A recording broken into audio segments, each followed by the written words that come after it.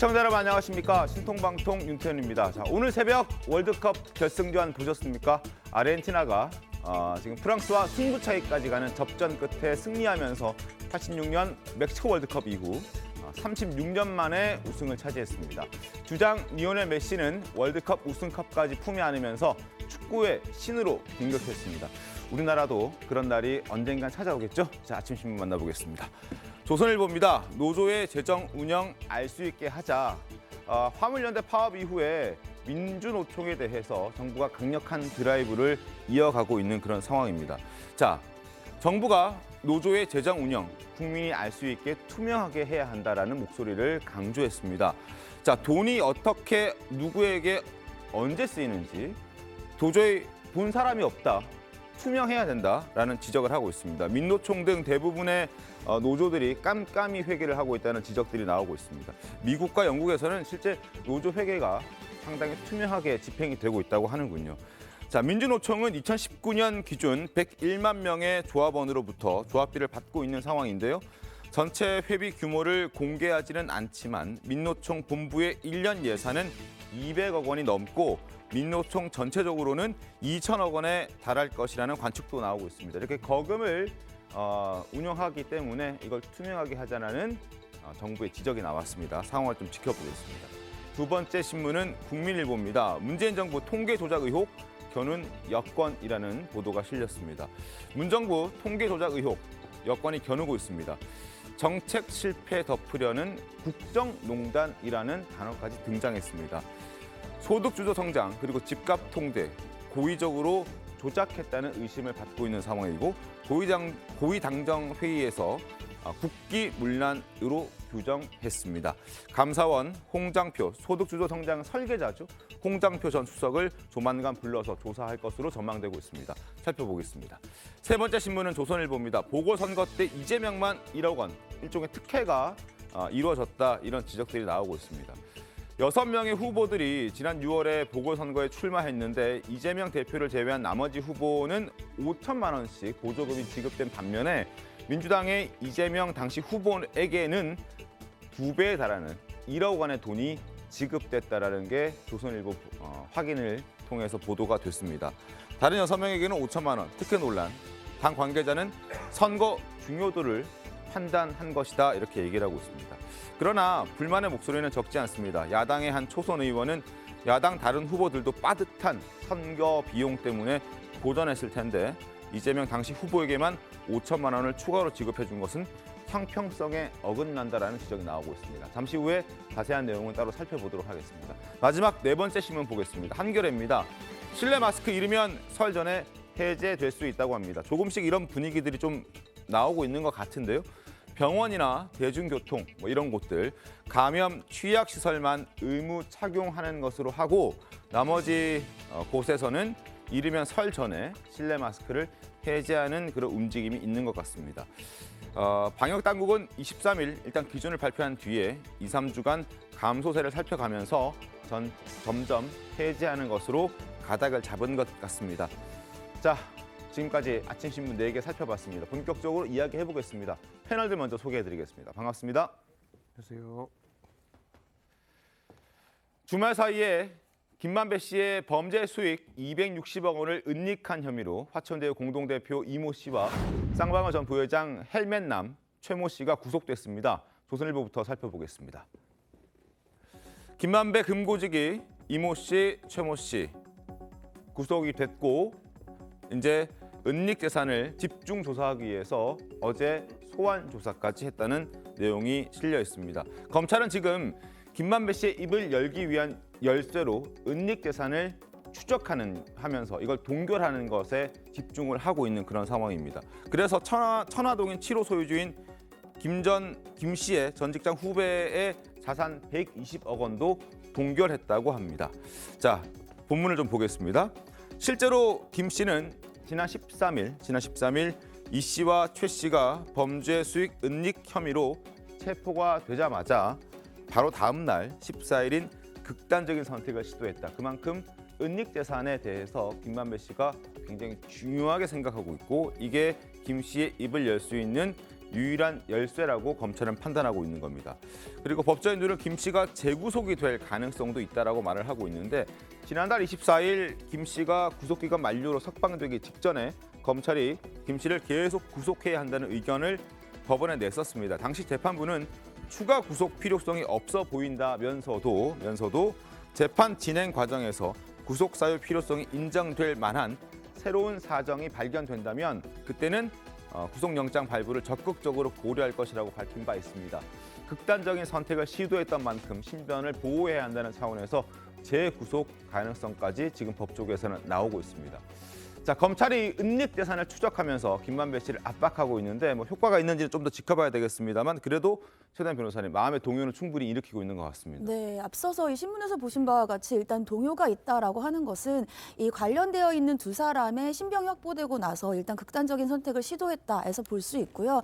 이제까지 김만배가 다른 남욱 등의 사람들과 진술의 태도가 달랐던 점에 대해서는 그만큼 이 김만배가 자신의 그런 범죄 수익과 관련되어서 중요하게 생각했다. 만약에 진술을 남욱과 같이 진술을 한다라고 한다면 그럼 범죄 수익에 대해서 몰수의 가능성이 훨씬 높아지기 때문이다. 이렇게 많이 예상을 했었는데 그럼에도 불구하고 이제까지는 진술의 태도가 달랐습니다만 이번을 계기로 해서 이제까지 입을 다물었던 진술의 태도가 급격히 변할 수 있는 가능성이 높아지고 있다. 이렇게 예상을 많이 하고 있고요. 또 재구속과 관련되어서도 원래는 다른 혐의로 검찰이 구속을 유지해달라 이렇게 주장을 했습니다만 법원에서는 재판을 하면서 구속을 유지할 필요는 없다.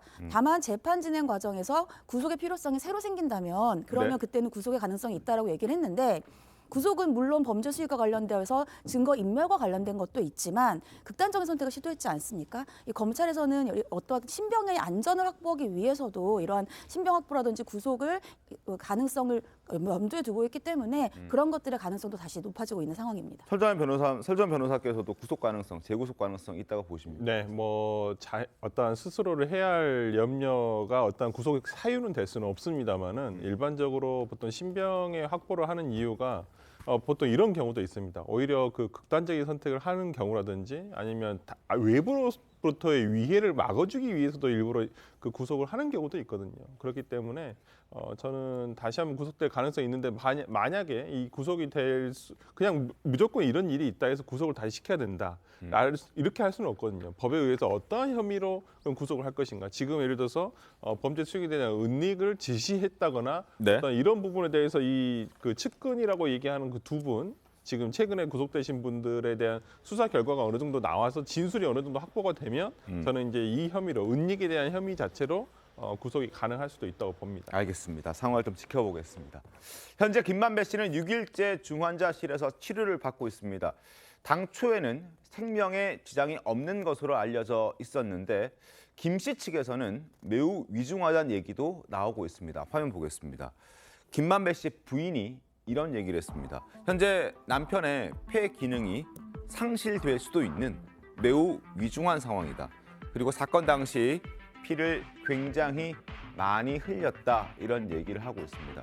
발견 당시 소방청에서는 정상적인 대화가 가능했고 본인도 내가 자해를 시도했다라고 직접 이야기를 할 정도로 크게 생명에는 지장이 없었다. 그리고 입원하고 나서도 SNS를 하는 것들을 확인할 수 있었다. 이런 보도들도 나오면서 크게 문제는 없지 않냐. 그래서 생명에 지장이 없다는 부분은 참 다행이다는 말씀도 드린 적이 있는데 김만배 씨의 부인의 입장은 굉장히 위중한 상황이고 피도 굉장히 많이 흘렸다. 이런 얘기를 하고 있습니다. 왜 이렇게 엇갈리는 걸까요? 그래서 저도 굉장히 좀 의아합니다. 왜냐하면 당초 구조를 했던 소방 방재청의 의견이 사실은 최초 의견이기 때문에 그게 신빙성이 실리는 건데 사실 그 과정에서도 또 김만배 씨가 변호인에게 내가 자해를 시도했다는 얘기까지 또 통화를 했다 그러는 또 보도도 있지 않았습니까? 그렇기 때문에 그렇게까지 중증이 아닐 것이라고 생각했는데 부인의 말은 조금 다른 것.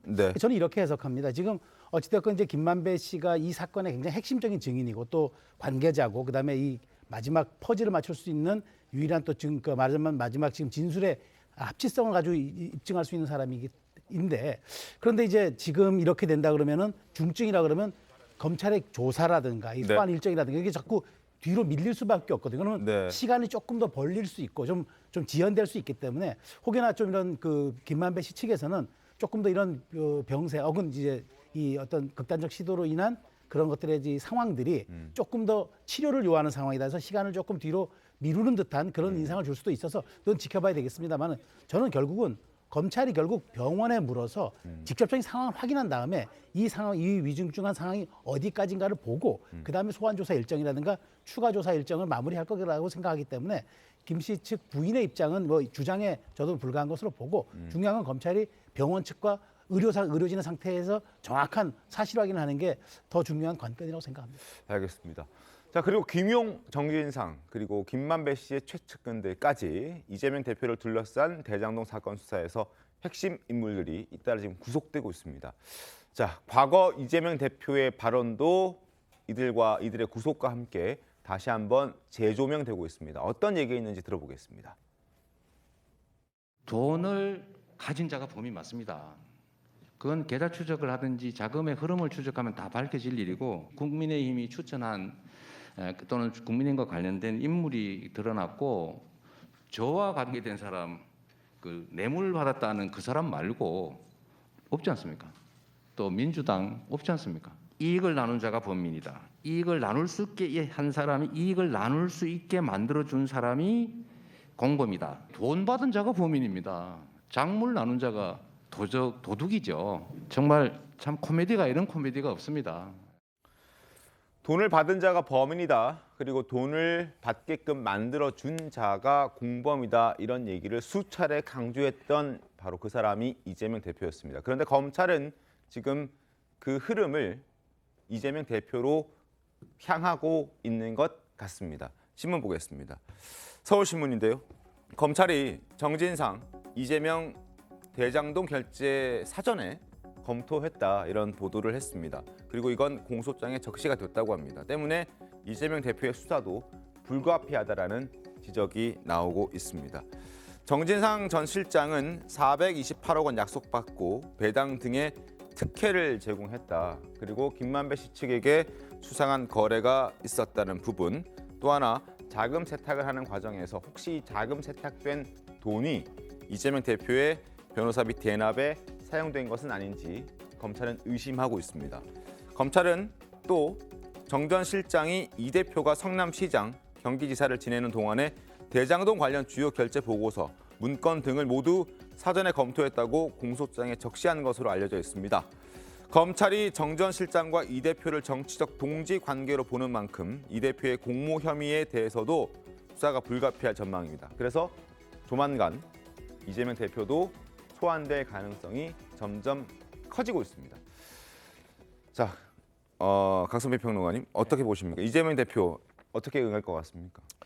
그 정진상 전 실장이 그 정책 실장으로서 그 대장동과 관련돼서 어떤 사업에 대해서 대내외적으로 검토를 하는 것은 정책 실장으로서 당연한 그 역할이라고 생각을 하고 네. 이러한 역할에 대해서 검토를 받은 거에 대해서 이재명 시장이 결재하는 것은 당연히 시장으로서 당연한 그 책무라고 생각을 합니다. 네. 다만 이러한 과정 속에서 어떤 범죄 혐의가 있었느냐를 검찰이 소명을 하는 것이 문제인데요. 결국에는 이러한 과정 속에서 행정적인 절차가 좀 많이 무시된 것 같다. 왜냐? 사업부서에서 사업에 대해서 검토를 하고 이것을 정책적으로 예산적으로 의회와 협력을 해야 되고 또 심사위원이라든가 자문회의를 거쳐서 정책적인 보고를 이재명 시장에게 했을 거란 말입니다. 그래서 이재명 시장이 결과적으로 그것을 결재했지만 이러한 것들은 당연한 거기 때문에 이런 것만 가지고 무조건 이재명 시장이 잘못했다라고 보기에는 무리가 있다. 그래서 이러한 과정 속에서 어떠한 잘못된 점이 있었는지 혐의를 소명하는 것이 검찰의 역할인데 그게 과연 쉬울까라는 의문이 있습니다. 사전 검토하는 것은 실장으로서 네. 당연한 것이다. 네. 이걸 가지고 이재명 대표와 어떤 공모 관계를 주장할 수는 없을 것이다. 네. 이런 지적이셨고, 예, 김재섭 위원님. 그런데 정 실장이 사실은 성남시 내에서 어떤 직급을 가지고 일을 했는지를 보면 사전 검토를 했다라는 것이 사실 납득이 안 되는 경우가 있습니다. 왜냐하면 정 전 실장 같은 경우에는 성남시에서 6급 별정직 공무원이었거든요. 근데 5년간 결제한 그 문서의 건수가 한 7천 건에 이른다고 합니다. 그러니까 6급 별정직의 공무원이 사실 그 많은 문서들을 결제하고 특히 저 대장동 사업 같은 경우에는 당시에도 굉장히 큰 수익이 날 수 있다라고 예상하는 전문가들도 많은 상황에서 굉장히 많은 관계, 그다음에 뭐 민간 여기에서도 이권 개입이 많이 될 수 있는 상황 속에서 이재명 당시 시장에 아무런 비호나 아니면 아무런 어떤 허락 없이 결재를 했다라고 하는 것이 저는 상식적으로 조금 납득이 좀 안 되는 부분이 있거든요. 그렇기 때문에 아마 검찰의 수사 방향도 이재명 당시 성남시장을 향해서 갈 수밖에 없는 것이다 이렇게 저는 봅니다. 알겠습니다. 자, 자금 흐름을 추적하는 검찰의 칼날이 계속 이재명 대표에게 점점 향하자 민주당 내에서는 뭐 과거에도 마찬가지였습니다만 지금까지도 비명계를 중심으로 이재명 대표가 물러나야 한다라는 목소리가 계속 나오고 있습니다. 서른 의원 목소리 들어보겠습니다. 그렇겠죠. 측근들이 다 구속되고 있는 상황이고 또 김만배 씨입니까?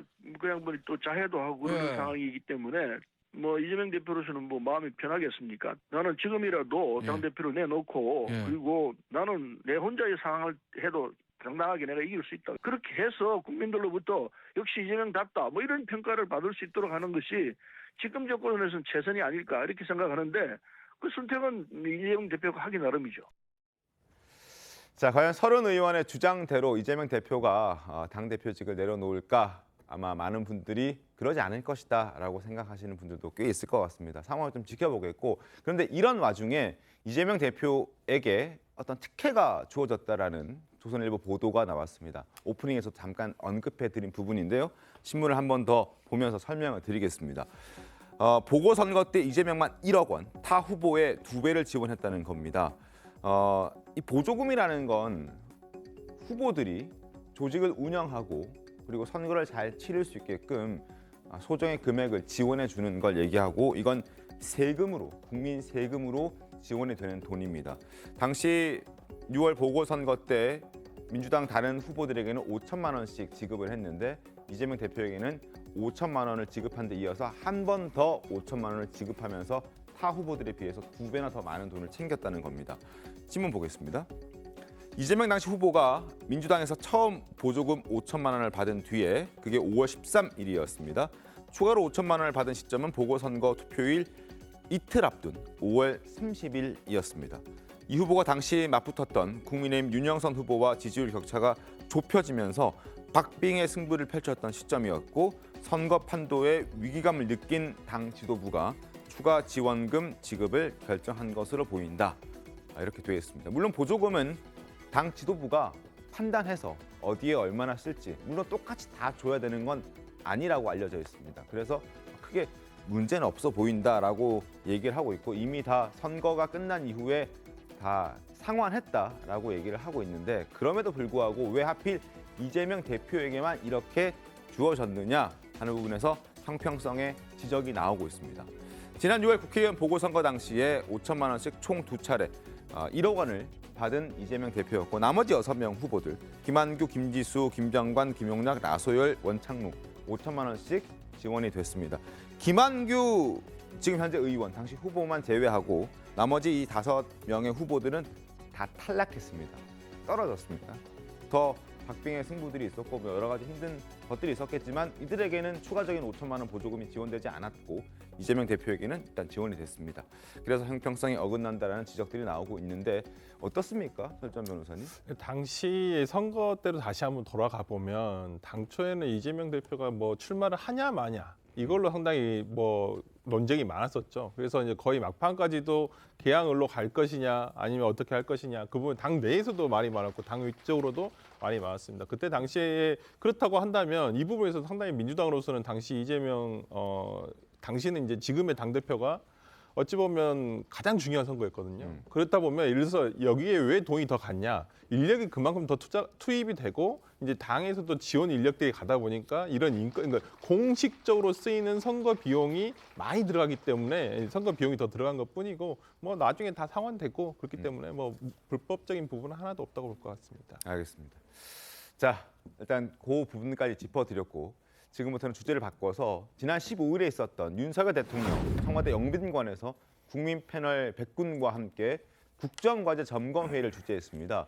윤석열 대통령이 취임 후 처음으로 국민과 직접 마주하는 자리였기 때문에 굉장히 긴장된 모습을 많이 보여주기도 했었습니다. 당시 모습 잠깐 보고 와서 이야기를 이어가겠습니다. 오늘 함께 하시는 소감 어떠신가요? 좀 긴장도 되실 것 같은데요. 국민 패널 한 100여 분하고 또 이게 생방이 되면서 국민 여러분께서 다 보고 계시기 때문에 저도 좀 긴장이 됩니다. 네, 오늘 제가 언론이나 국회에서 질문 받을 때 별로 긴장 안 했었는데요. 국민들로부터 직접 질문 받으니까 참 많이 떨립니다. 거의 한 2시간 반 정도 이렇게 국민 여러분과 이렇게 소통을 했습니다마는 계속 소통하면서 말씀을 경청하고 국정에 이렇게 잘 반영하도록 하겠습니다. 취임 7개월 만에 국민들과 마주 앉아 대화하는 자리였습니다. 많은 준비가 필요했을 겁니다. 리허설도 했겠죠? 당연한 겁니다. 그런데 민주당에서는 이 대통령실이 생중계 전에 리허설을 진행한 점을 문제 삼아서 천박한 쇼라고 비판했습니다. 목소리 들어보시죠. 지금 천박한 쇼는 누가 하고 있습니까? 눈 가리고 아웅하는 것이 대통령이 그렇게 강조하던 소통입니까? 진정성이라고는 찾아볼 수 없는 한편의 연극에 국민은 없었습니다. 천박한 쇼를 멈추고 제대로 소통하십시오. 천박한 쇼라는 소리를 들을 정도였습니까? 어떻습니까? 아니 저는 지금 그 박성준 대변인의 저 말이 이제 이해가 안 되는 게요. 우리가 사실 이렇게 작은 이렇게 지금 우리가 시사 토론을 하더라도 사전에 마이크 테스트, 그다음에 네. 카메라 테스트 다 점검합니다. 마찬가지로 저게 대통령이 참석하는 100분짜리, 물론 끝날 때는 100분이 거의 60분이 더 지난 2시간 반 회의를 했습니다만은 저 정도에서 그러면 카메라하고 돌아가는 여러 가지 정황들을 사전에 점검하지 않습니다. 다 합니다. 아니 그렇게 안 하고 하는 적은 저도 청와대에서 2년 반 기자회견 뭐 많은 것들을 해봤지만 다 합니다. 안 하는 경우가 없습니다. 안 하면 그것이 오히려 이상한 거죠. 그 저는 무슨 그러니까 이런 사전에 저 정도를 그 점검한 가지고 그게 리허설이고 쇼였다. 중요한 컨텐츠입니다. 저 그날 나왔던 얘기들을 놓고 본다면 그날 그 대통령의 말씀이 길어지고 현장에서 장관들에 대한 답변 요구되고 그다음에 패널들이 계속 질문을 함에 따라서 이 시간이 당초 100분보다 더 1시간 진행된 2시간 반짜리. 그래서 각사 방송 중계가 굉장히 많이 늦어져 가지고 중간 편성이 넘어간 적도 많다고 제가 들었습니다. 저도 사실 현장에 있었고요. 그런 측면에서 놓고 본다면 정말 저는 대통령의 어떤 그런 노동연금, 그다음에 교육의 개혁에 대한 의지가 뚜렷이 담겼고 그다음에 참석한 사람들도 이것이 사실은 무슨 쟁점 토론이 아니잖아요. 그러다 보니까 긴장감은 좀 떨어질 수 있어도 굉장히 내용에 충실한 컨텐츠가 있었던 토론이었다고 저는 분석하는데 저게 마치 짠 것처럼. 근데 짰다는 것은 누가 이런 질문하고 누가 이런 답변해서 언제 끊느냐를 하는 건데 그렇지 않았기 때문에 2시간 반 간 거 아니겠습니까? 저는 그래서 저런 지적들이 과연 국민적 공감을 얻을 수 있느냐. 중요한 건 이 대화에서 어떤 게 나왔고 그럼 연금 노동 이런 것들이 야당이 협조가 없으면 안 된 텐데 대통령께서 무슨 자신감을 저렇게 말씀하시냐. 이렇게 야당이 지적을 했으면 저는 그거는 공감하겠습니다만은 이 자체가 쇼라고 지적하는 것, 그다음에 천박하다고 하는 것 이게 국민적 공감을 얻을 수 있을지 저는 동의가 전혀 안 됩니다. 알겠습니다. 일단 뭐 민주당에서 천박한 쇼라고 하는 것은 뭐 질문과 답변이 미리 짜여진 대로 그대로 진행이 됐다. 이 부분을 가지고 이미 다 짜져 있는 그런 쇼였는데 이걸 어떻게 우리가 생중계고 생생한 목소리라고 할 수 있느냐라고 민주당에서는 지적을 하는 겁니다. 그 어떠한 기획이지 않습니까? 그렇다고 네. 한다면 어디 방송국이든 어디 기관이든 뭐든 다 리허설을 하게 돼 있습니다. 그럼- 그거 안 하고 할 수는 없어요. 네. 저는 이제 이번에 이 리허설 부분과 관련해 가지고 얘기를 그러니까 근데 문제를 삼고 싶은 것은 다 예상된 질문, 이미 짜 맞춰진 질문에 대해서 이미 그런 답을 했다라는 거. 그리고 뭐 조금 뭐 연출일 수도 있습니다. 연출적인 요소도 저는 들어가야 된다고 생각합니다. 보여주는 것도 잘 해야 되거든요. 근데 이제 뭐 예를 들어서 한동훈 장관의 뭐 참 떨립니다. 이런 발언은 굳이 안 떨리는 것 같은데 이렇게 사전에 각본 대본에 있는 대로 했는지는 모르겠지만은 그렇게 하시는 부분이라든지 그리고 이제 질문 같은 것들이 예를 들어서 질문을 맞춰서 하는 것은 조금 그렇다고 봐요. 내용에 대해서 예를 들어서 어떤 형식에 대해서는 충분히 저는 리허설을 해야 한다고 보지만은 내용까지도 예를 들어서 통제된 예를 들어서 내용이라든지 그리고 뭐 이것들이 꼭 좀 불편한 질문이 있을 수도 있지 않습니까? 그렇지 특히나 이번 저는 국정과제 회의에서 이태원 참사 부분에 대해서 안전과 관련해 가지고는 앞으로 어떻게 할 것인가 이런 부분도 조금 저는 다뤄졌어야 한다고 보는데 그런 부분들이 다루지 않은 부분에 대해서는 조금 미흡하다고 보고요. 그리고 저는 이번 이런 사건인지도 모르겠습니다만은 이것과 관련해 가지고 예를 들어서 YTN 영상 지금 나오고 있다시피 YTN 영상을 제일 처음에는 이 부분 리허설한 것을 나간 것을 근데 우리가 보통 돌발 영상이라서 약간 가볍게 볼 수 있는 어떤 그런 그 장면이었는데 이것을 또 삭제를 했었어요. 그러다가 지금은 이제 다시 올라와 있습니다만은 저는 이러한 과정, 그 뒤처리 과정을 굳이 왜 정부에서 뭔가 외압이 들어간 거 아니야? 이런 의혹을 갈 수 있게끔 하냐 이 말이죠. 그러니까 저는 이런 부분에 있어서 조금 더 매끄럽게 좀 처리가 된다고 봅니다. 알겠습니다. 김재준 의원 어떻습니까?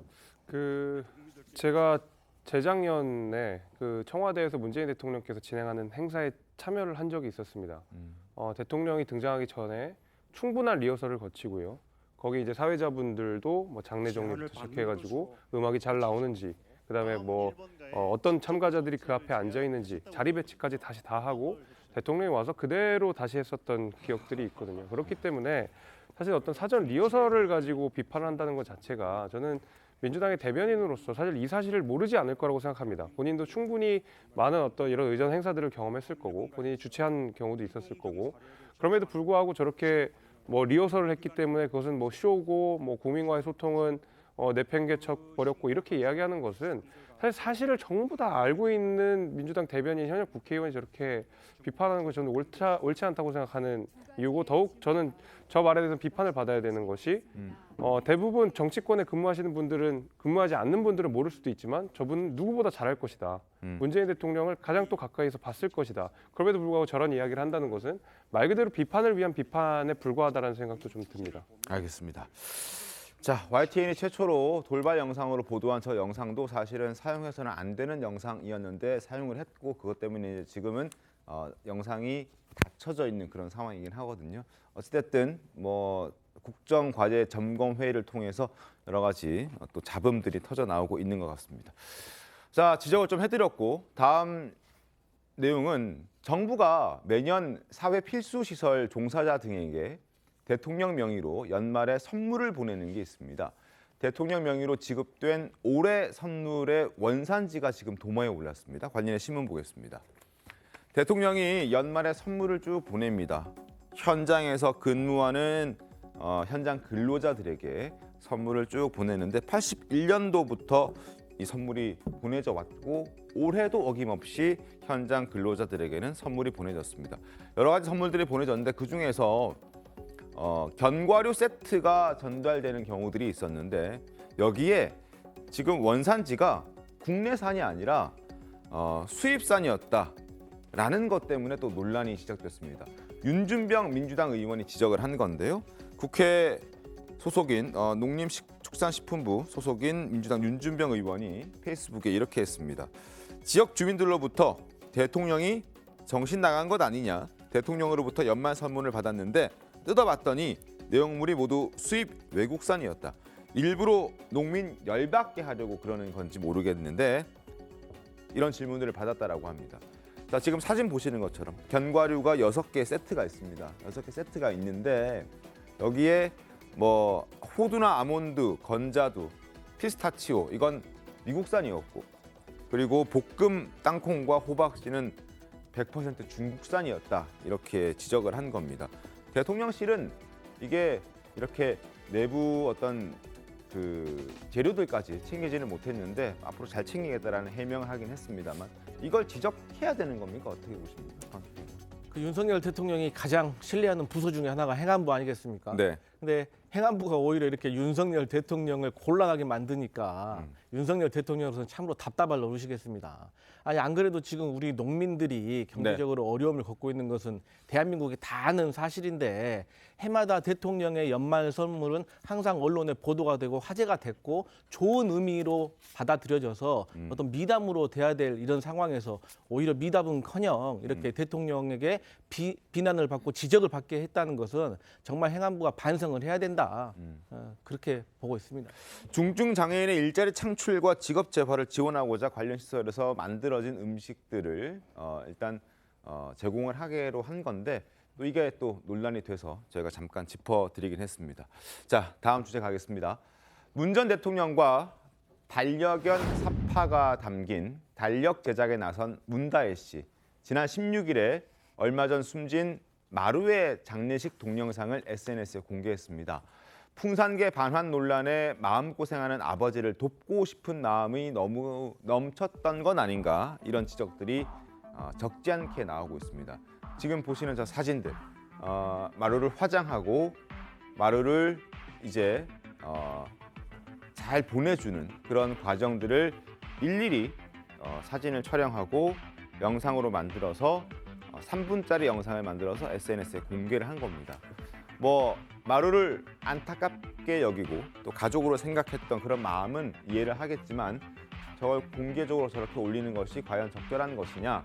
지금 보시는 것처럼 천에 감싸져 있는 마루의 사진까지 공개하는 것은 다소 과한 것 아니냐 이런 지적들도 있는데 최다미 변호사님 어떻게 좀 보셨습니까? 글쎄요, 물론 함께 오랫동안 같이 했던 반려견이 사망을 했기 때문에 그 안타까움을 함께 나누고 싶었던 그러한 좋은 의도라고 생각은 합니다. 근데 과연 저런 좋은 의도가 그런 의도대로 비쳤을까? 그 부분이 이제 지금 논란이 되고 있다라고 보이는데 과거에 이 국가기록물, 그러니까 이 곰이 등 이제 북한에서부터 받은 그 풍산개들을 이제 파양을 하면서 아까 파양이라는 표현이 좀 잘못됐을 수도 있는데 다시 국가로 반환을 하면서 이것이 그 당시에 국가기록물을 계속해서 키울 수 있는 권한이 있느냐 아니면은 사료값 때문이냐 이러한 굉장히 논란이 많았고 비판도 있었고 또 외국에 있는 여러 그런 언론에까지도 보도가 됐던 적이 있었습니다. 근데 물론 이제까지 함께 살았던 반려견이 떠나면서 그 아픔을 같이 나누고 싶고 그래서 또 아니면 또 반려견들에 대한 우리가 관심을 환기시키기 위해서 뭐 반려견 달력 제작에 나섰다 뭐 이런 얘기도 나왔는데 오히려 이런 좋은 선한 의도들이 옛날의 논란들을 다시금 수면 위로 끌어올리면서 그 기억들을 다시 환기시키는 안 좋은 그런 그 결과도 나올 수 있다라고 해서 안타까운 마음이 드는 것도 사실입니다. 그러니까 이런 부분들이 문 대통령을 돕겠다고 다혜 씨가 나선 것으로 보여지는데 오히려 도움이 안 되는 것 아닌가 지적도 있습니다. 그렇죠. 그러니까 뭐 다혜 씨의 선한 의도는 저도 뭐 나쁘다고 보지는 않습니다만은 그 문 전 대통령, 그러니까 아버지가 떠나면서 뭐라 했습니까? 국민으로부터 잊혀진 대통령이 되고 싶다는 말씀했는데 오히려 다혜 씨의 이런 것들, 그러니까 이미 그 국가 기록물로 됐던 개들을 그 파양시키는 과정에서 있어도 논란도 있었는데다가 그러면서 그냥 집에서 오래 키우던 개는 이렇게 또 극진히 떠나버리는 모습들이 중첩되면서 과연 국민들이 문재인 전 대통령에게 선한 이미지만 가질 것이냐? 혹시나 문 전 대통령은 왜 이렇게 그 기르던 말하자면은 반려견들까지도 이중적 태도를 갖고 대하느냐 이런 문제 논란까지 나설 수 있기 때문에 저는 그래요. 어떤 아버지가 지금 정치적 논란에 휩싸인 것도 굉장히 좀 부담스러울 수 있는데 다혜 씨까지는 달력 제작이라든가 뭐 이렇게 또 반려견을 떠나보내는 그 장면들을 계속 실시간 공유한다든가 이런 것들을 통해서 아버지가 계속적으로 어떤 그 논란의 중심에 서 있는 그러면서 저는 오히려 이것으로 인해서 진영의 결속화가 이루어지는 정치적 논란들을 나올 수가 있기 때문에 오히려 이런 것들은 가족의 일로서 그냥 깔끔하게 내부적으로 하는 게 오히려 더 바람직하지 않았을까라는 뭐 개인적 의견을 드리겠습니다. 강수배 평론가님, 혹시 다혜 씨가 문 전 대통령에게 상의하지 않고 독단적으로 이렇게 사진도 올리고 영상도 올릴 가능성은 없습니까? 제 생각에는 당연히 문재인 대통령과의 어떤 교류는 당연히 있지 않았을까 생각합니다. 왜냐하면 그 강아지가 다혜 씨가 혼자 기르는 강아지가 아니라 문재인 대통령과 함께 했던 시간이 있는 거고 또 앞서 많은 평론가들께서 말씀하셨지만 이 반려견이라는 것은 하나의 가족입니다. 그렇기 때문에 오랫동안 그 함께 했던 반려견이 세상을 떠났으니 거기에 대해서 추억을 함께 공유를 하고 그런 것들을 제작물로 만들어서 공유하는 것을 가지고 전 정치권에서 이렇게 비난하는 것은 너무 과도하다 그렇게 생각을 합니다. 알겠습니다. 자, 풍산계 반환 정치권에서는 한동안 굉장히 뜨거운 이슈였습니다. 왜냐? 돈이 거론이 됐기 때문입니다. 사료값 논란 영상 보겠습니다. 그리고 실장님, 풍산계 문제와 관련해서도 답변 똑바로 하세요. 제가 문재인 대통령이 사료값이 아깝다고 반환하겠다고 하는 겁니까? 제가 그렇게 말했습니까? 얼버무리지 말고 똑바로 얘기하세요. 제가 그렇게 말했습니까? 그 분야에 대해서 그렇게 말을 안 했잖아요. 그 그랬습니까? 분야에 대해서 전문가가 아니어서 말 못한다 이렇게 얘기하지 않았습니까? 제가요? 다시 얘기합시다. 대통령이 외국으로부터 받는 제가 그렇게 말한 적 없어요. 저도 문 대통령 저도 잘 알아요. 대통령 기록물을 문재인 대통령에게 정식으로 국가가 분양한 적이 있습니까 없습니까? 자, 저런 모습들이 많이 비춰졌습니다. 국내에서만 저 뉴스를 봤겠습니까? 해외에서도 당연히 봤을 겁니다. 저 문제를 보고 미국에서 뉴스가 나왔습니다. 지난 15일자 뉴욕 타임스 기사입니다. 전현 대통령이 서로 으르렁거림에 따라서 북한에서 선물 받은 개들은 동물원에 보내졌다가 아니고 동물원에 가둬졌다, 이렇게 표현이 됐습니다. 국가 기록물의 일종인 개들을 키워야 하는 전직 대통령과 별다른 예산을 집행해주지 않는 현직 대통령의 갈등의 희생양이 바로 풍산 개들이 됐다, 이런 지적도 나왔습니다. 이 기사를 보고 댓글들도 참 많이 달렸습니다. 어떤 내용들인지 봅시다. 어떻게 야생 동물도 아닌 사람과 살던 개를 동물원에 넣을 수 있느냐. 그리고 평화의 상징 같은 말을 붙이고 정치 싸움의 대상으로 만든 것부터가 동물 학대고 이건 물건 취급이다, 이런 댓글도 있었습니다. 한국에서는 개고기를 먹는다던데 전직 대통령은 키우던 개를 버리기도 하나.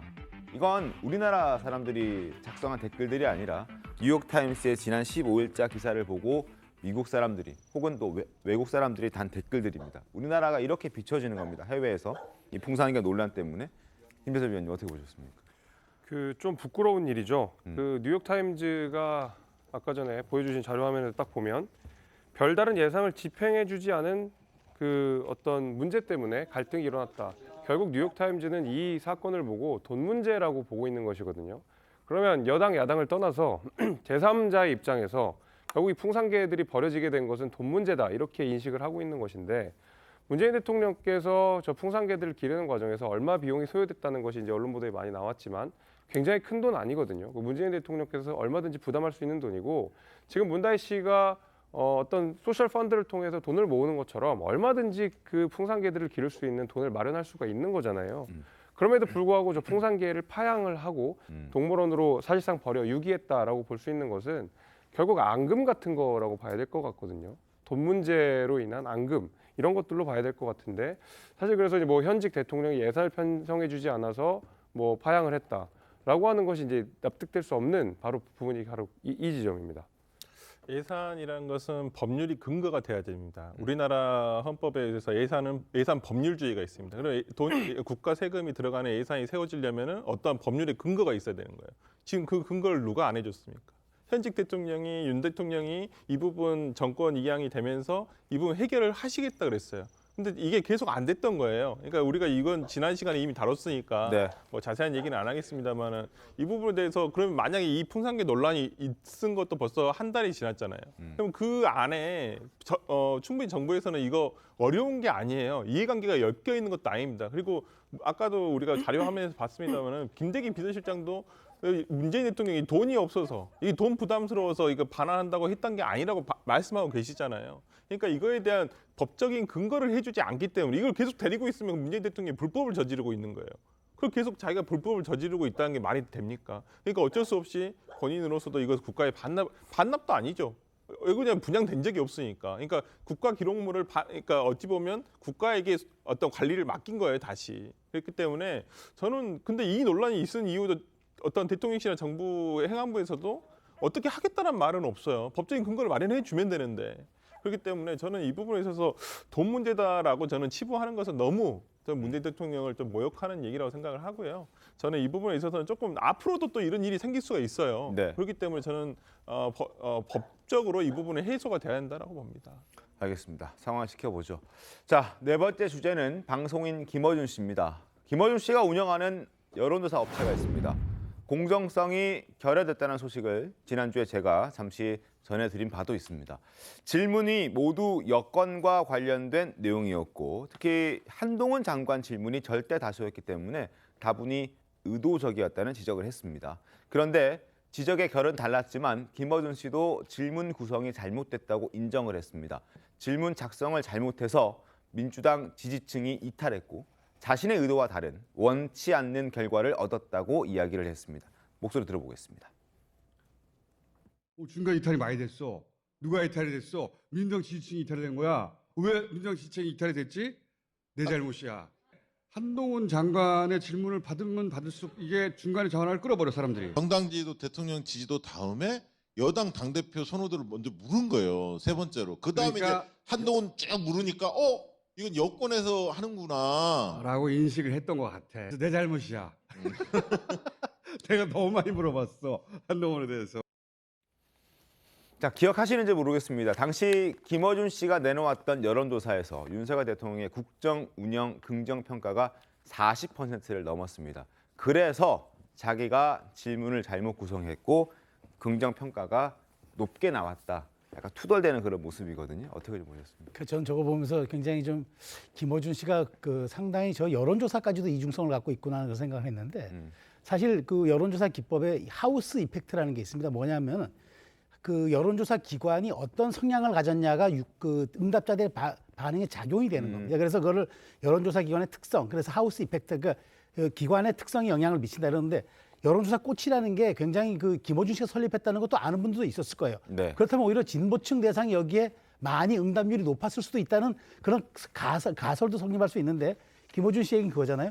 이렇게 질문 항목을 얘기하다 보니까 민주당 지지층 다 빠져나가고 국민의힘 지지층만 응답해서 41%라는 지지율이 나온 거야. 이건 내 잘못이야라고 얘기하는데 그렇다면 이거는 인위적으로 설정된 기준에 따라서 여론조사 결과가 편향될 수 있다는 걸 또 가설을 전제로 하고 한 얘기 아닙니까? 전 도대체 이게 무슨 말인지 모르겠어요. 그렇다면 이 여론조사 기관은 민주당과 특정 혹은 진영, 정파에 유리한 걸 생산하기 위해서 설립한 단체입니까?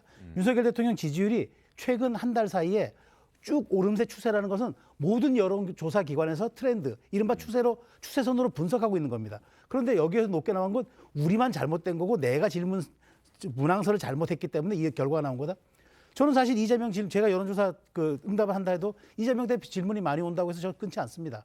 그건 저는 이재명 대표 질문이 많이 온다고 해서 그게 민주당이 편향된 거라고 생각하지 않기 때문에 좀 그렇거든요. 그런데 이 여론조사 설립한 이제 대표가 곧 방송에서 이제 그만두고 빠져나가서 이제 이 일을 이제 해야 할 이 대표가 이 발언을 했다는 것은 앞으로 전 여론조사 꽃에서 어떻게 질문을 하는지 이 편향성 논란이 계속 이어질 것 같아서 그게 사회적 공론장에 엮이는 거와 왜곡을 가져올까 봐 저는 그게 두렵습니다. 아마 여러분들 기억하실 겁니다. 김어준 씨가 여론조사 꽃이라는 그 업체를 설립하게 된 배경 그리고 명분이 됐던 거 본인의 주장입니다만 지난 대선 때 여론조사 때문에 대다수의 국민들이 가스라이팅을 당했다. 그래서 조금 더 투명하고 객관적인 자료를 제공할 수 있는 업체를 만들겠다라고 본인이 이야기를 했습니다. 그런데 지금 저렇게 얘기하는 건 다소 좀 과거의 본인의 주장과 배치되는 부분들이 좀 있는 것 같아서 좀 불편하다는 생각도 들거든요. 어떻습니까? 네, 그러니까 저는 이것을 보면서 여론조사가 이제 여론조사마저도 정치에 이용이 되는구나 이런 생각을 했습니다. 말씀하시는 것처럼 사실 여론조사 기관 같은 경우에는 어느 특정 여론조사 기관은 좀 성향을 가지고 있는 여론조사 기관이 있어요. 하지만 대다수의 여론조사 기관은 굉장히 중립적이다라고 저는 믿고 있고 그렇기 때문에 질문의 구성도 굉장히 중립적으로 되어 있습니다. 근데 지금 이 김어준 씨의 질문 자체도 굉장히 어떤 결론을 가지고 질문을 하고 있는 것으로 보이거든요. 그렇기 때문에 듣고 있다 보면 이것이 어떠한 내 대답을 원하는 것인지가 느껴지는 질문 조사예요. 그래서 저는 이 질문을 오히려 듣고 있으면 과연 여당의 지지층이 여기에 계속 남아있을 것인가 저는 그렇게 생각하지 않는데도 불구하고 지금 현재의 대통령의 지지율이 높게 나왔다는 것만으로 지금 여당 사람들만 남아있다. 민주당 지지층은 이탈했기 때문에 이렇게 나왔다라고 하는 것인데 그럼 본인이 어떠한 결론을 가지고 질문을 설정했음에도 불구하고 대통령의 지지율이 높게 나왔다면 그것은 잘못된 결론이다라고 하는 것이 오히려 김어준 씨가 본인의 원하는 결과를 가지고 여론조사를 이용하고 있다라고 생각하기 때문에 그럼 과연 나중에 어떠한 특정한 예를 들면 총선이라든지 중요한 시점에서 여론조사 꽃의 여론조사의 결과를 국민들이 어느 정도 신뢰할 것인지 전 그 부분이 굉장히 의문입니다. 알겠습니다. 그리고 김어준 씨 예고했던 대로 이번 달까지만 방송을 진행하고 라디오에서는 이제 하차를 합니다. 그런데 민주당 측에서 김어준 씨를 굉장히 옹호할 것처럼 생각이 됐었는데 실제로는 옹호를 하지 않고 있는 것 같습니다. 화면 보겠습니다. 민주당의 중진 의원의 목소리입니다. 그동안에 김어준 씨가 민주당에 끼친 해악이 너무 컸다. 돌이켜보면 김어준 씨를 총수처럼 받들다가 결국 민주당이 연패 늪에 빠진 것이다. 대선, 지방선거, 보궐선거 등등등 그동안 숱한 패배를 바로 김어준 씨 때문에 그렇게 연패 늪에 빠진 것 아니냐 이런 얘기들이 나오고 있습니다. 어떻게 보셨습니까? 그동안 민주당 의원들 김어준 씨 방송 나와서 같이 호흡을 잘 맞추지 않았습니까? 그러니까 이걸 조금 분리를 해서 봐야 될 것 같아요. 그러니까 김어준 씨가 개인적으로 운영하고 있는 유튜브 방송이 있고요. 네. 그다음에 우리가 이제 기존에 많이 들어왔던 TBS에서 하는 라디오 방송이 있었습니다. TBS에서 하는 라디오 방송에는 저는 오히려 그 국민의힘 전 의원이신 김재원 의원 나오신 부분도 상당히 잘 듣고 재미있게 듣고 있고요. 상당히 많은 예전에는 되게 많은 국힘 쪽의 의원들도 많이 나오셨던 것 같아요. 저는 그래서 편향됐다라고 저는 민주당이 예를 들어서 김어준 씨의 어떤 퇴진에 대해서 논평을 하는 것 자체가 좀 웃기다고 봐요. 저는 김어준이라는 개인이 진행을 하고 안 하고는 중요하지 않다고 봐요. 지금의 어찌 보면 TBS에 대한 서울시 의회, 특히 국민의힘이 주도하고 있는 서울시 의회가 이 지원 조례를 빼버리는 거, 그다음에 오세훈 시장이 여기에 적극적으로 지금 행동을 하고 있다는 거, 이런 점이 어떤 한 방송국에 대해서 본인들이 생각했을 때 자기쟁이 아니라는 부분에 대해서 예를 들어서 이런 예산적인 부분을 끊는다. 방식도 굉장히 저는 좀 야비하다고 보고요. 저는 이런 부분에 대해서 비판을 하고 싶은 것이지 김어준 씨가 하든 안 하든 그거야 민주당으로서는 그렇게 중요한 부분은 아니라고 봐요. 중진 의원의 의견이 물론 당론이라 볼 수는 없겠지만 네. 아주 지극히 개인적인 의견이다 이렇게. 네, 저도 그렇습니다. 저도 예를 들어서 김어준 씨가 라디오 방송을 하건 안 하건 그거야 큰 문제, 민주당하고 연결은 돼 있다고 보진 않아요. 물론 어찌 보면 그렇게 보실 수도 있습니다. 보수 쪽에서 봤을 때는 조금 치우친 거 아니냐, 굉장히 치우친 거 아니냐 이렇게 볼 수도 있다고 봐요. 저도 그렇지만은 예를 들어서 이런 진행자도 있고 저런 진행자도 있지만은 거기에 대해서 예를 들어서 좀 불편하다라는 이유만으로 예를 들어서 이런 식의 퇴출 방법은 맞지가 않다는 것이죠. 알겠습니다. 김어준 씨가 일단 방송은 공중파에서의 방송은 이제 그만하게 되겠지만 아마 유튜브 채널이라 개인 방송을 통해서 더 많은 메시지를 낼 텐데 일각에서는 그런 걱정도 있습니다. 혹시 더 많은 가짜 뉴스를 생산해내는 건 아닌가 하는 걱정도 있는데 향후에 어떻게 하는지 한번 저희도 지켜보도록 하겠습니다. 계속해서 민주당 소식을 살펴봐 드릴 텐데 더불어민주당이 지난 16일에 이어서 오늘 박지원 전 국정원장의 복당 문제를 재논의할 예정이라고 합니다. 이재명 대표가 찬성한 만큼 무난히 통과될 것이라는 예상과 달리 정청래 의원이 강하게 반대하면서 복당에 지금 제동이 걸렸습니다. 박지원 전 국정원장의 과거 행적 때문에 복당은 안 된다라고 정청래 의원이 얘기하고 있는데 관련된 발언들을 한번 들어보겠습니다. 문재인 대표에게 굿모닝 소식으로 전합니다. 일장 춘봉 꿈에서 깨시기를 바라고 국민의당 관심을 차라리 비문계 의원들에게 쏟기를 바랍니다. 우리는 어떠한 경우에도 문재인 대표는 후보는 대통령이 안 된다는 공감대가 형성되고 있는 정청래 의원이 박지원 전 국정원장의 복당을 반대하는 공식적인 이유는 이렇습니다. 지금 영상에서 보시는 것처럼 문재인 전 대통령을 비판했고 당을 떠났던 적이 있기 때문입니다. 박지원은 문모닝을 외치며 민주당을 공격했던 인물이다. 또 그러지 말란 법이 없다. 요즘 이재명 방어하기가 바쁜 요즘인데 박지원 전 국정원장이 복당해서 오버라도 한다면은 안 되는 것 아니냐 이런 지적들이 나옵니다. 공식적인 입장은 이렇습니다만 사실 강선필 평론가님, 네. 속사정은 또 따로 있을 거라는 생각도 들거든요. 일단 그 이재명 대표 입장에서는 박지원 의원의 어떤 언론에서의 보여주고 있는 어떤 포션이 네. 웬만한 민주당 인사들보다 크기 때문에 네. 본인을 방어하는 데 있어서는 효과적이라고 생각을 해서 그리고 또 한 명이라도 본인에게 우호적인 인물들을 당에 모시는 것이 본인에게 좋다고 생각을 했을 것입니다. 하지만 이제 최고위원들 같은 경우는 서로의 계산법이 다를 수도 있는 거죠. 네. 어떻게 보면 정청래 의원 같은 경우도 최고위원들 중에서는 상당히 목소리가 큰 편입니다. 근데 그러한 자기의 어떤 정치적인 발언이 잦아질 수도 있는 것이고 또 이제 광주 전남 쪽에서는 그 박지원 그 의원이 네. 그 복당을 하게 되면 또 총선에 출마를 하고 그로 인해서 공천이 복잡해지고 여러 가지 어떤 불협화음이 생길 것이다. 또 지금은 복당하기 위해서 민주당에게 우호적이지만 또 나중에 들어와서 수가 틀어지면 당을 흔들 수도 있다라는 여러 가지 서로 간의 계산법이 좀 공존하는 것으로 보이는데 네. 결국에는 그래도 복당이 이루어지지 않을까 이렇게 보고 있습니다. 알겠습니다. 그리고 그 박지원 전 의원의 이런 민주당 복당에 지금 또 한 명의 반대하는 인사가 대표적인 인물이 바로 손혜원 전 의원입니다. 복당 흑심이 너무 드러났다. 지금은 복당할 때가 아닌 용서를 빌 때다. 이렇게 강하게 비판했는데 두 사람은 2019년 손혜원 전 의원의 목포 부동산 투기 의혹을 두고 설전을 하면서 불편한 관계가 시작됐습니다. 두 사람의 목소리 듣겠습니다. 요즘 그분이 하시는 이야기를 듣고 박지원 의원님과 고층 아파트의 건설 계획에 관련된 분들을 할 수만 있다면 함께 검찰 조사 받고 싶습니다. 조사를 같이 받겠다라는 손혜원 의원의 입장 어떻게 받아들이고 계시는지요? 저는 손 의원이 투기 아이콘이라고 생각합니다. 정치적 문제에 대해서 제가 손혜원 의원하고 싸울 군번도 아니고 네네. 싸우고 싶지도 않고. 혹시 제가 목포에 후보로 나올 것이라는 그런 질문 없습니까? 배신의 아이콘인 그런 노회한 정치인을 물리치는 방법이 있다면 박지원 의원을 상대할 그럴 정치인들이 눈에 띈다면 제가 그분을 돕겠습니다. 손혜원 의원이 지난번 박 의원과 함께 관련된 이슈 논쟁 벌이는 과정에서 불편한 그런 단어들까지 이용을 하고 그랬습니다.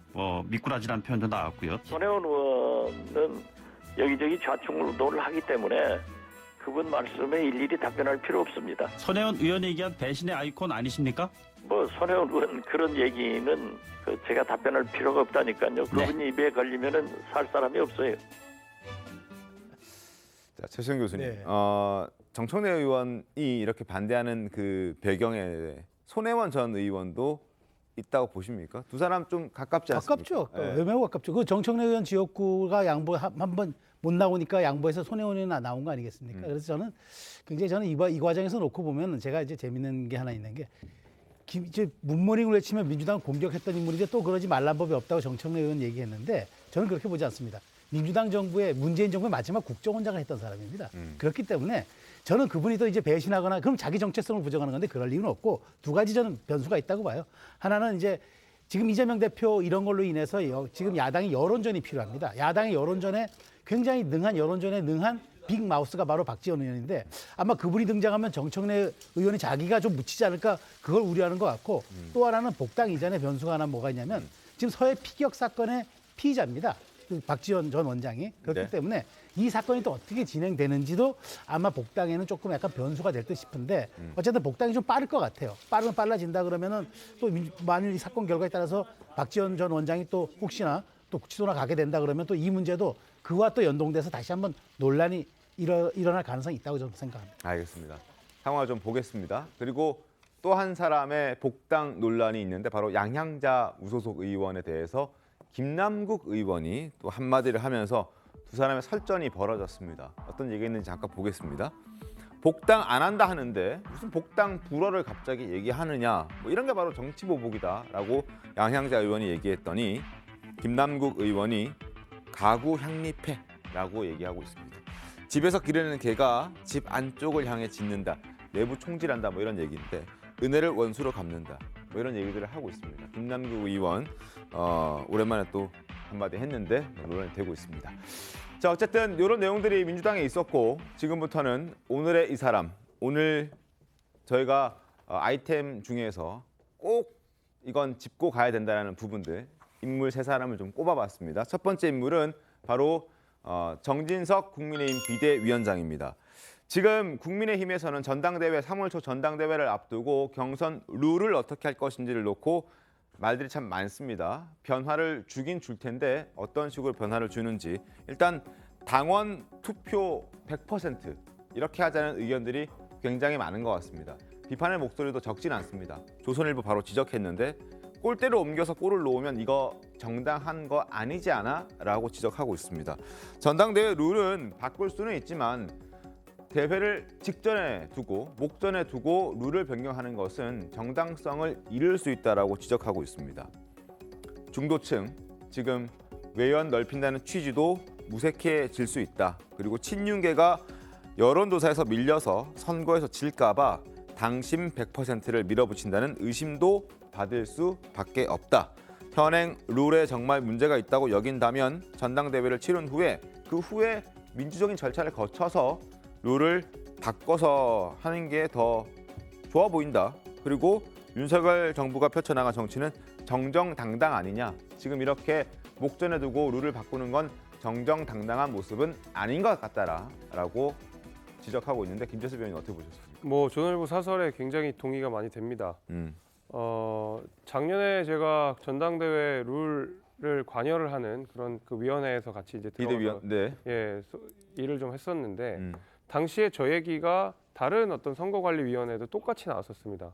지금도 뭐 룰을 바꾸자, 5대5로 바꾸자, 아니다 10대0으로 바꾸자 이런 얘기들이 굉장히 치열하게 있었음에도 불구하고 기존의 룰이었던 7대3을 유지할 수밖에 없었던 이유는 당시에도 후보가 어느 정도 출마 선언을 한 상황이었고 네. 전당대회가 언제쯤 열리겠다라는 이야기들이 나오기 시작했을 때이기 때문에 이미 전당대회가 치러지기로 약속된 시점에서 우리가 룰을 바꾸는 것은 자칫 후보 간의 형평성을 저해할 수 있다는 우려가 있었기 때문에 당시에도 7대3이라는 룰을 고수해서 그대로 갔거든요.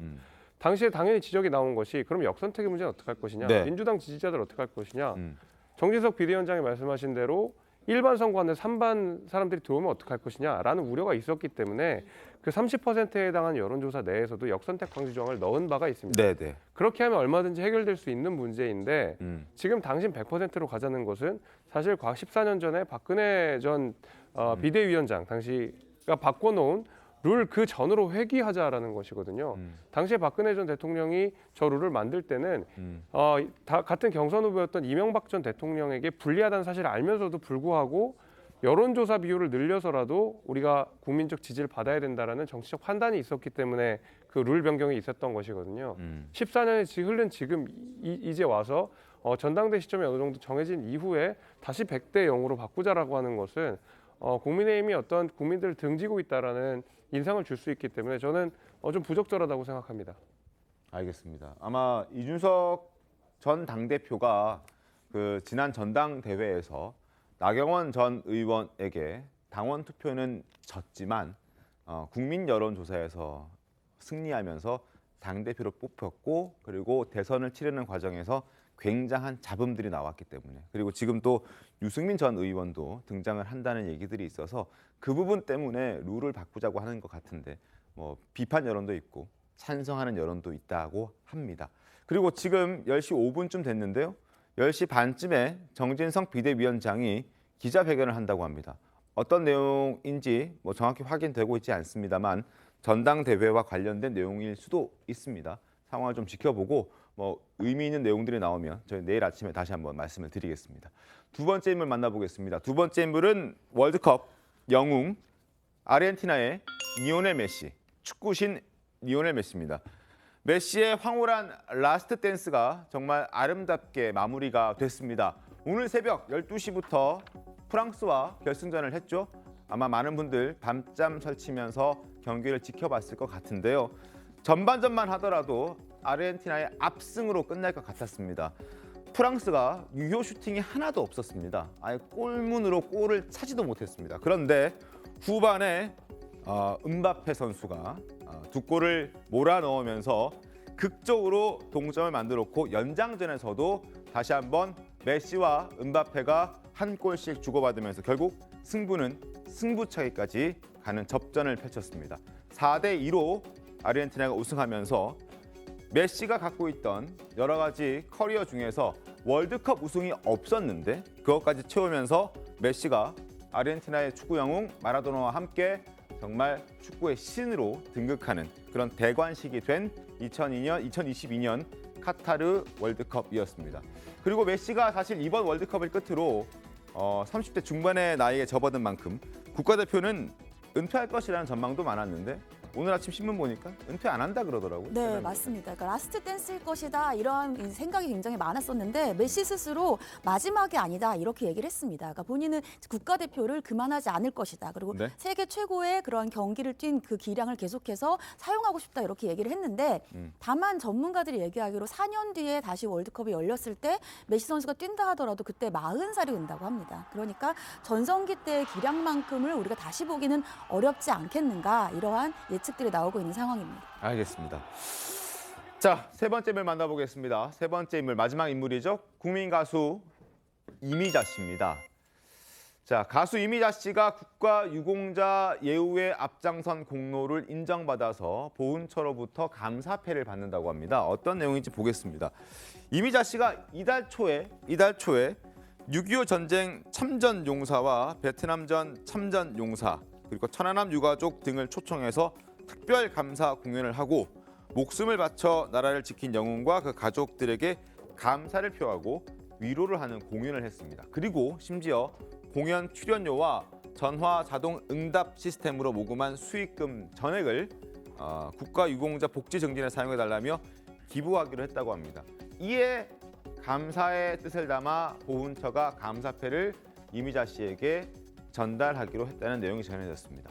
자, 국가 영웅들에게 보내는 감사와 찬사의 메시지가 담긴 이미자 씨의 특별 콘서트, 저희 TV조선에서도 방송을 해드렸습니다. 당시 모습 잠깐 보겠습니다. 소리 없이 내리는 이슬도 차가운데 눈부시 울었어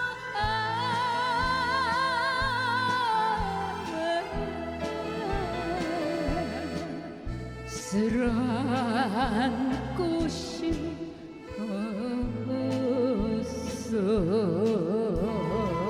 6.25를 겪은 세대에 제 나이가 10살이었습니다. 6.25 같이 이렇게 고생하신 그분들이 지금 뭐 연세가 너무 높아서 이제 가신 분들도 계시고 그분들을 계셨기에 오늘 우리가 이렇게 잘 살 수 있으니까 보답을 하는 의미에서 잊지 말아야 한다는 상징을 갖기 위해서 이 프로를 마련을 했습니다. 이렇게 의미가 자, 좋은 뜻을 담은 콘서트였고 콘서트를 통해서 창출해낸 모든 수익을 그들에게 기부하기로 했다. 아주 좋은 메시지가 전해졌습니다. 최수영 교수님 어떻게 보셨습니까? 그럼요.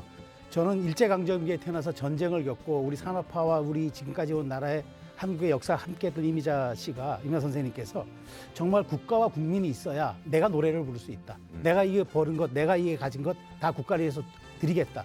이런 마음이 바로 국민 가수의 자세 아니겠습니까? 저는 이 80이 넘은 연세지만 이런 어떤 그 국가에 대한 사랑, 그다음에 노래를 부르는 가치에 대한 자기 헌신성, 이것도 사실 그렇기 때문에 보훈처가 이렇게 국가 유공자 예우 앞장서 국민 가수라고 그 정말 우리가 공로패를 또 드리지 않았겠습니까? 저는 이런 것들이 많이 이제 우리 사회에 좀 파급된다 그러면은 저는 그래요. 노래만 잘 부르는 가수가 아니라 정말 국가관과 애국심이 투철한, 그러면서도 국가가 있어야 내가 있다는, 노래가 있다는 이런 어떤 마음의 선순환 구조가 정말 연말연시를 맞아가지고 우리 사회에 정말 잔잔한 파문, 그리고 국민 가수의 위치가 정말 어떠해야 되는지 입증적으로 보여준 사례가 아닌가 싶습니다. 알겠습니다. 자, 이미자 씨의 소식까지 전해드렸습니다. 잠시 뒤에 돌아오겠습니다. 오늘 준비한 신통방송 여기까지입니다. 내일 더 신통하게 돌아오겠습니다. 고맙습니다. I heard you got arrested in the street last night.